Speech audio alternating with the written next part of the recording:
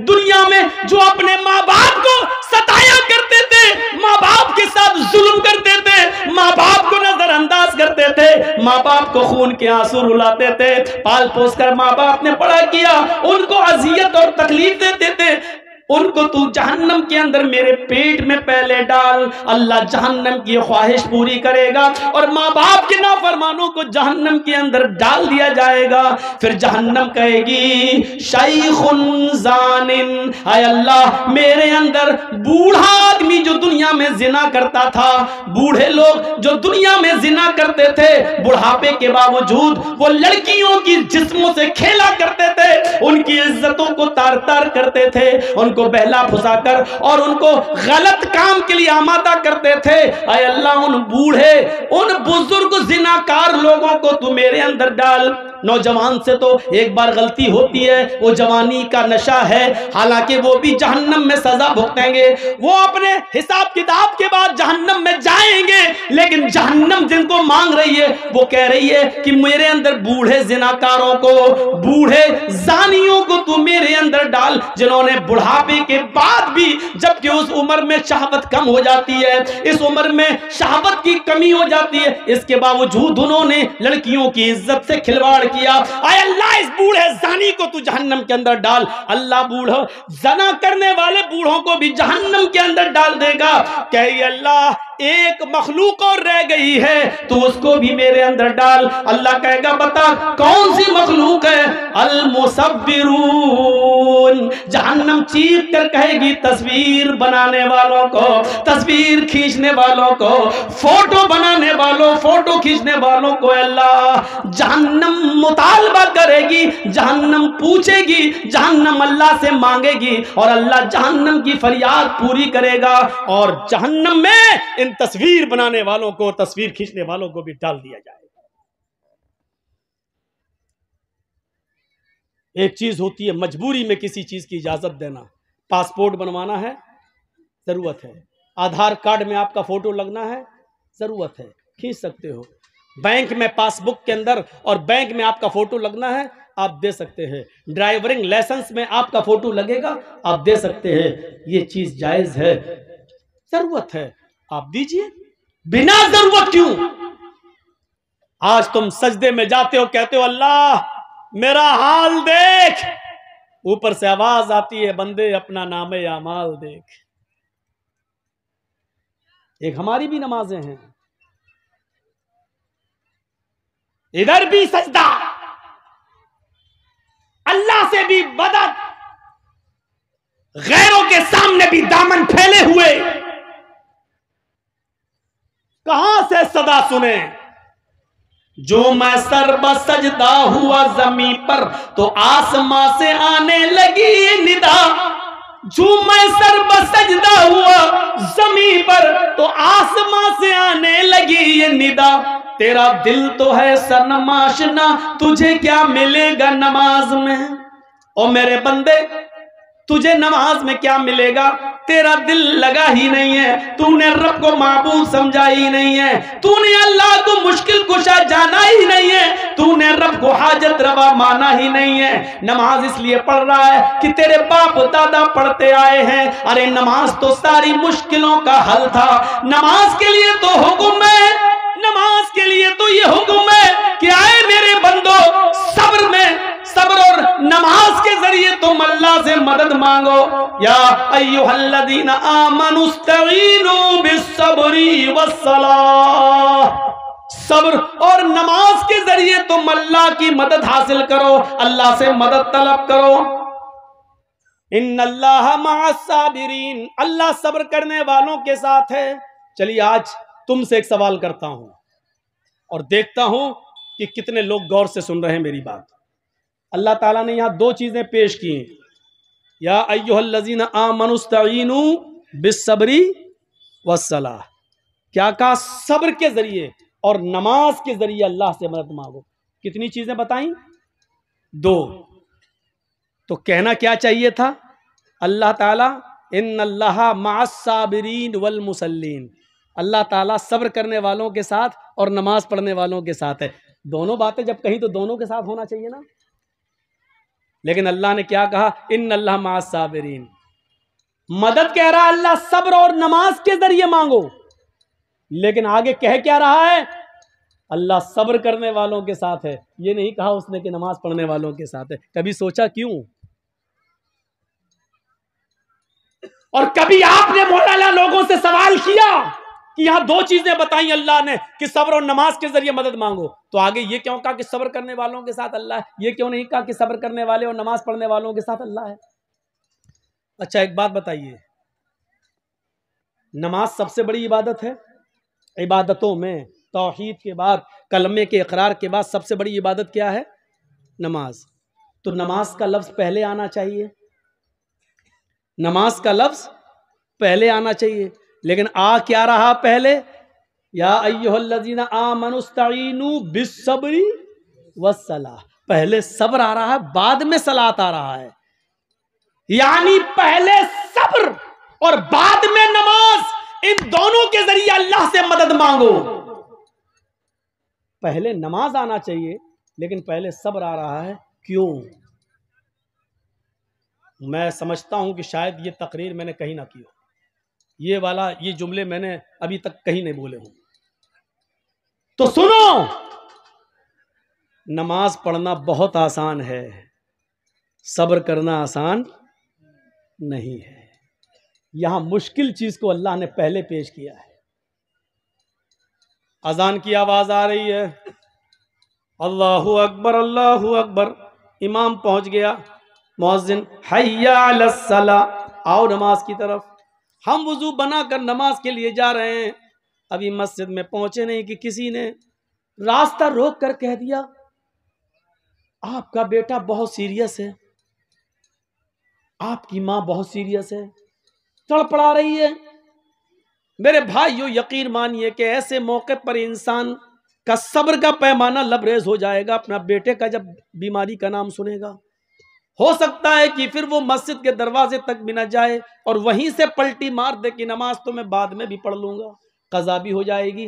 लेकिन बेटे को वक्त से पहले हॉस्पिटल पहुंचाना जरूरी है, कहीं ऐसा ना हो कि हॉस्पिटल ले जाते हुए देर हो जाए और डॉक्टर ये कह दें कि तुमने 10 मिनट देर कर दी, अगर 10 मिनट पहले लाए होते तो मैं बच्चे को बचा लेता। मेरे भाइयों, ऐसे मौके पर इंसान पर सब्र नहीं होता है।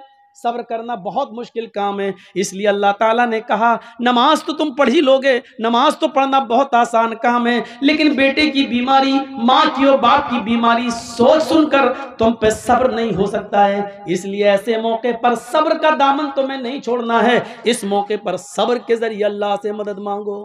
सब्र, आपको मालूम है अल्लाह के रसूल एक कब्र के पास से गुजर रहे थे, वहां एक औरत बैठी हुई थी जिसका बच्चा इंतकाल कर गया था और वो अपने बच्चे की कब्र पर बैठ कर रो रही थी। अल्लाह के नबी ने उससे कहा, अल्लाह की अमानत है, ले लिया, चलो तुम सब्र करो। वो पहचान नहीं सकी कि ये अल्लाह के रसूल हैं। उसने क्या कहा, अरे चल जा यहां से। आ गया, सब्र कर सब्र कर, सब्र सब्र कर चिल्लाने वाला। जिसकी ऊपर गुजरती है वही जानता है। तुझे क्या मालूम कि मेरा बेटा मर गया है, मेरे ऊपर क्या गुजर रही है, तू क्या जाने। उसने मोहम्मदुर रसूलुल्लाह से ये कह दिया। अल्लाह के रसूल वहां से चले गए। ऐसी मौके पर क्या कहा जाए जब वो अपने बच्चे की मौत पर सब्र नहीं हो रहा है, उससे सब्र नहीं कर पा रही है। वो तंबी करना था, कर दिया, आगे बढ़ गए। बाद में उस औरत से 1-2 दिन के बाद किसी ने कहा, तुमने जिस आदमी से ये जुमला कहा जानते हो वो कौन? वो मोहम्मदुर रसूलुल्लाह थे। हैं? वो अल्लाह के नबी थे जिनको मैंने ये बोला था कि हाँ। 3-4 दिन के बाद वो अल्लाह के रसूल के पास आई और कहती है, मुझे माफ कर दीजिए अल्लाह के नबी, मैं आपको पहचान नहीं सकी। अब सुनिए यहां अल्लाह के नबी क्या कहते हैं, आए अल्लाह के रसूल, मैं आपको पहचान नहीं सकी, मुझे माफ कर दीजिए। आपने मुझे उस दिन सब्र की तलकीन की थी, मैं सब्र कर रही हूं। अल्लाह के रसूल, मुझे सब्र आ गया, मैंने सब्र कर लिया, आप मुझे माफ कर दीजिए। मैंने आपसे कहा चल चल, तू क्या जाने, जिसके ऊपर गुजरती वो जानता, मुझे सब्र आ गया। तो अल्लाह के नबी ने मुस्कुराते हुए क्या कहा, नहीं, 4 दिन के बाद सब्र आया है ना, नहीं, इन्नमा सब्रु इंद सदमतिल ऊला, सब्र तो उस वक्त होता है जब मुसीबत पहुंचे, उसी वक्त सब्र किया जाए। बाद में तो सभी को सब्र आ जाता है, 2 4 5 6 दिन के बाद, 1 हफ्ते के बाद तो सभी को सब्र आ जाता है। आज अगर 4 दिन के बाद तुम्हें सब्र आया है तो क्या आया है? असल सब्र तो उस दिन था जिस दिन तुम्हारा बेटा मरा था और तुम अपने बेटे के कब्र के पास बैठकर रो रही थी, और उस वक्त मैं कह रहा था सब्र करो। उस वक्त तुम सब्र करती तो तुम्हें अज्र मिलता, तुम्हें इनाम मिलता, तुम्हें अल्लाह के यहां सवाब दिया जाता। 4 दिन के बाद माफी मांग रही हो और कह रही हो क्या मुझे सब्र आ गया। आज सब्र का कोई बदला तुम्हें नहीं मिलेगा। सब्र तो वो है जो मुसीबत के वक्त आदमी करे, बाद में तो सभी को सब्र आ जाता है। सब्र को समझने की कोशिश करो। सब्र यही नहीं है, एक गांव का मुखिया है, पुलिस और एसएसपी और डीएम से उसके ताल्लुकात हैं, हम गरीब आदमी है, उसने पकड़ा थप्पड़ मारा और हम पिट गए, कुछ नहीं कह रहे हैं उसको, क्यों? मुखिया है, अच्छे ताल्लुकात हैं, सब्र कर लिया। ये सब्र नहीं है, ये सब्र नहीं है, ये जुल्म को सहना है, ये बुज़दिली है।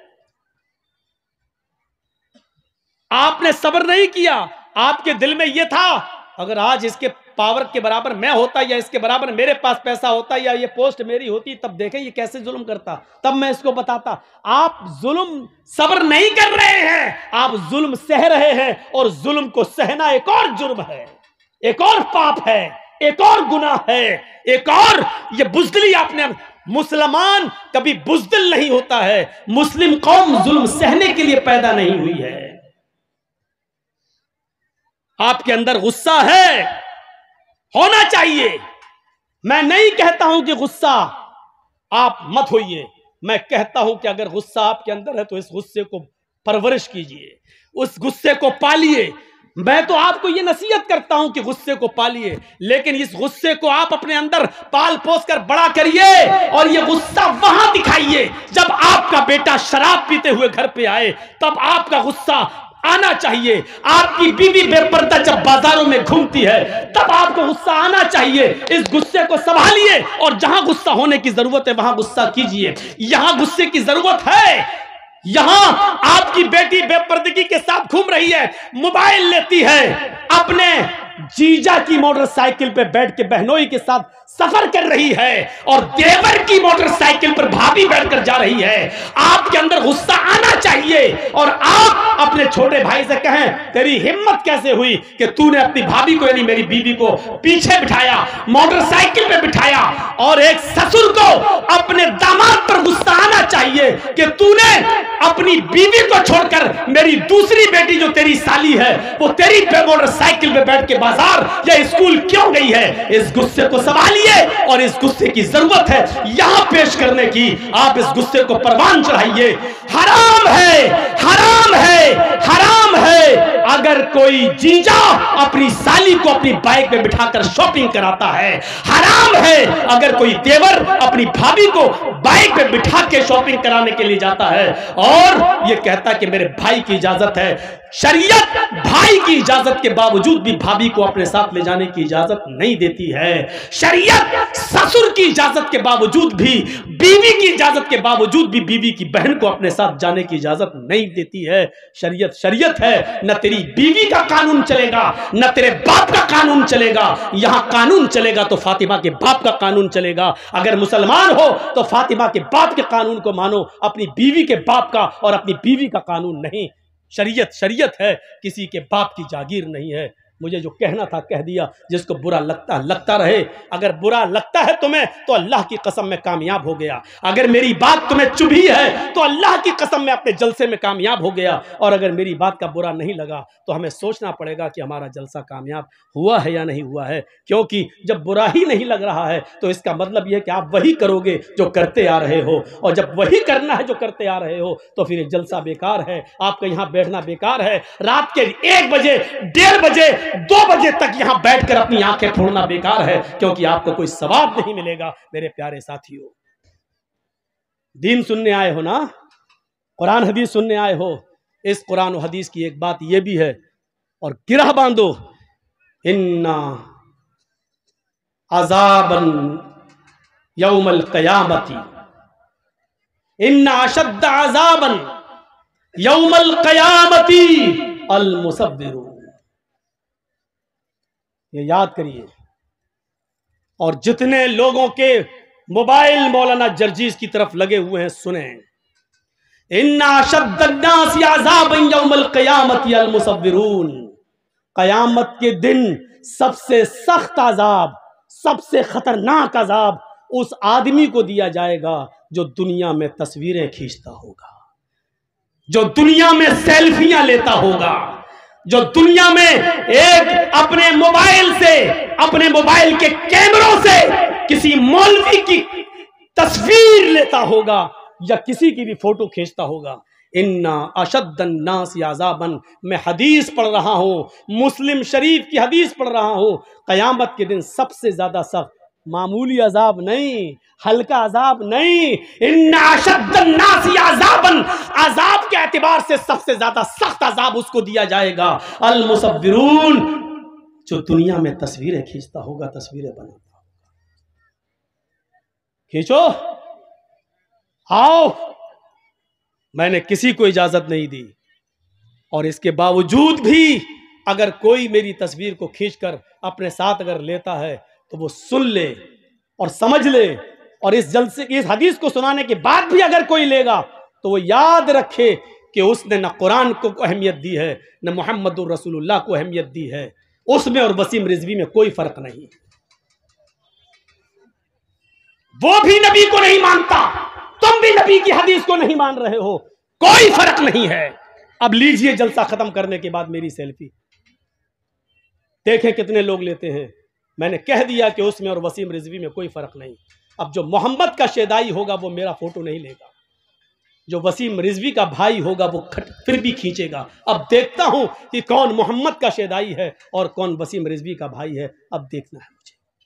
खींचो फोटो। नहीं मिसाल देना चाहता था लेकिन आज दी हमने। आए हो जलसा सुनने, मजाक बना के रख दिया है दीन के जलसों को,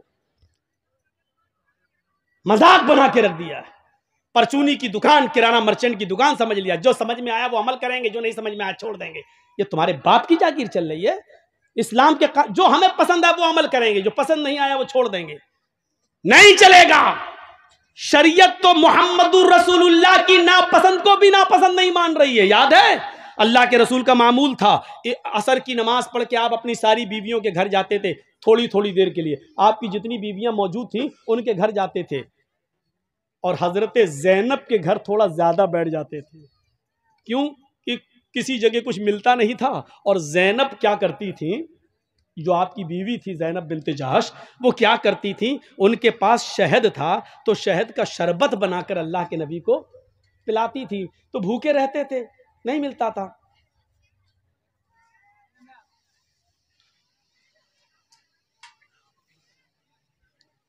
कुत्ते की दुम 100 साल भी रखोगे नल के पाइप में और उसके बाद निकालोगे और ये सोचोगे सीधी हो जाएगी, सीधी नहीं हो सकती, वो टेढ़ी ही रहेगी। बिल्कुल कुत्ते की दुम सीधी नहीं हो सकती है। ऐसे ही इतना कहने के बाद भी इसका ज़मीर देखो वहीं से उठ रहा है, लग रहा है मोदी का बाप है। कोई परवाह नहीं। अरे जब इतना पेशाब लगता है तो बैठते क्यों हो?